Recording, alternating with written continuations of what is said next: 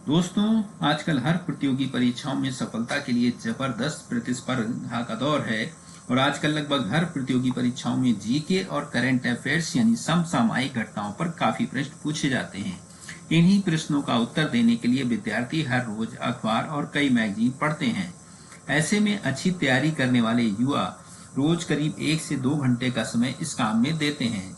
आप अपने इस कीमती समय को बचा सकते हैं, अन्य पढ़ाई में इस कीमती समय को लगा सकते हैं। इसके लिए आप हमारा यूट्यूब वीडियो चैनल कॉम्पिटी न्यूज देखते रहें। इसमें हम आपको प्रतियोगी परीक्षाओं में पूछे जाने वाले 90% से अधिक सवालों के जवाब सुझा देंगे, बशर्ते आप हमारी दी गई जानकारी को सही तरीके से ध्यान देकर पढ़ें। इसे आप अपने नोट्स का भी हिस्सा बना सकते हैं। हम आपको हर हफ्ते चैनल के माध्यम से सप्ताह भर की जीके और करंट अफेयर से संबंधित जानकारी उपलब्ध कराते रहेंगे। तो चलिए शुरू करते हैं बीते हफ्ते की जानकारी। दोस्तों, स्वागत है आपका कॉम्पिटी न्यूज चैनल में। इसमें जनवरी के दूसरे हफ्ते की जो कॉम्पिटिटिव एग्जाम के लिहाज से अहम जानकारियां हो सकती है वो हम आपके सामने पेश कर रहे हैं। इसमें प्रवासी भारतीय दिवस 9 जनवरी को जो मनाया जाता है वो इस वर्ष इसका आयोजन इंदौर में किया गया, मध्य प्रदेश के। इस मौके पर 2 दिवसीय 9 और 10 जनवरी को विशेष आयोजन किया गया। यह 17वां प्रवासी भारतीय दिवस था। पहले दिन का उद्घाटन नरेंद्र मोदी ने और दूसरे दिन का समापन राष्ट्रपति द्रौपदी मुर्मू ने किया। इस मौके पर पीएम नरेंद्र मोदी और सूरीनाम के राष्ट्रपति चंद्रिका प्रसाद संतोखी और गुयाना के राष्ट्रपति मोहम्मद इरफान अली ने एक स्मारक डाक टिकट सुरक्षित जाएं प्रशिक्षित जाएं का भी विमोचन किया। भारत में वर्ष 2003 से प्रवासी भारतीय दिवस मनाने की शुरुआत की गई। राष्ट्रीय युवा महोत्सव का आयोजन 12 से 16 जनवरी को कर्नाटक के हुगली शहर में आयोजित किया जाएगा। राष्ट्रीय युवा दिवस जो है हर वर्ष 12 जनवरी को मनाया जाता है। इसी तरह सुप्रीम कोर्ट से एक जानकारी है कि सुप्रीम कोर्ट ने कहा है कि दीवानी मामलों में SC/ST एक्ट लागू नहीं होगा। किसी भी जाति का सदस्य कानून को हथियार के तौर पर इस्तेमाल नहीं कर सकता है। इसी तरह एक मोबाइल और लैपटॉप के चार्जर से संबंधित जानकारी है कि सभी मोबाइल लैपटॉप के लिए अब एक यूनिवर्सल चार्जर होगा। भारतीय मानक ब्यूरो BIS और सरकार ने टाइप C चार्जिंग को इलेक्ट्रॉनिक उपकरणों के लिए मानक बना दिया है। मोबाइल, लैपटॉप और टैब आदि का अब एक ही चार्जर होगा। ऐसा कचरे को कम करने के लिए किया गया है। ब्राजील के पूर्व राष्ट्रपति के समर्थकों ने सरकारी इमारतों पर कब्जा करने का अभियान चलाया हुआ है। ब्राजील के पूर्व राष्ट्रपति जायर बोल्सोनारो एक सप्ताह पूर्व आए चुनाव नतीजे में हार गए हैं।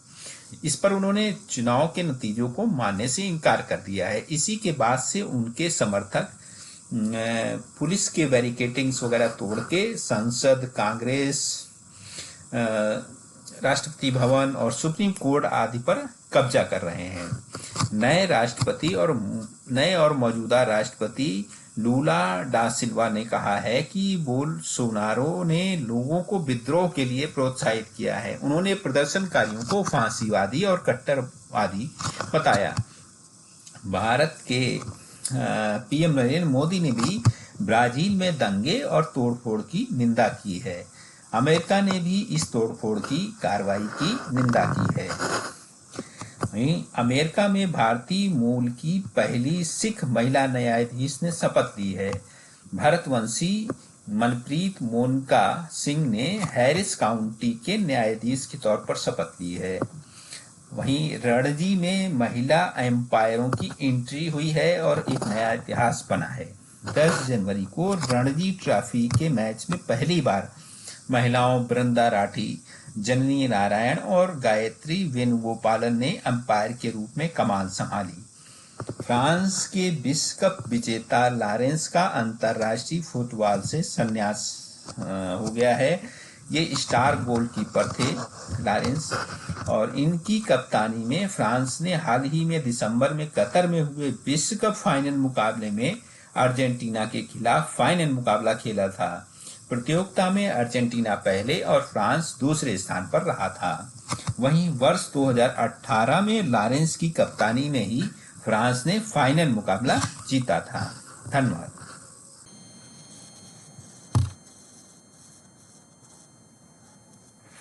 जेईई मेंस के लिए बोर्ड परीक्षा में 75% की बाध्यता समाप्त कर दी गई है। अब जिस छात्र के 75% से कम अंक हैं वह भी आईआईटी और एनआईटी में प्रवेश के हकदार होंगे। जेईई मेंस के लिए ऑनलाइन रजिस्ट्रेशन की सीमा 12 जनवरी थी और इसकी परीक्षा 24 से 31 जनवरी के बीच होगी। एक साथ 2 डिग्री लेने पर नहीं रोक सकते संस्थान। यूजीसी के सचिव पीके ठाकुर ने बताया है कि अप्रैल 2022 में इसका आदेश जारी कर दिया गया था। अब विद्यार्थी बीए और बीकॉम, कॉमर्स आदि के कोई भी कोर्स एक साथ कर सकते हैं। इसमें ऑनलाइन और ऑफलाइन दोनों विकल्प शामिल हैं। डिजिलॉकर से सर्टिफिकेट का सत्यापन करने को केंद्र सरकार ने मंजूरी दे दी है। इससे सभी बोर्डों के और विश्वविद्यालय और कॉलेज जो हैं अपने छात्रों के सर्टिफिकेट डाउनलोड कर सकते हैं। टाटा बनेगी आईफोन बनाने वाली देश की पहली स्वदेशी कंपनी।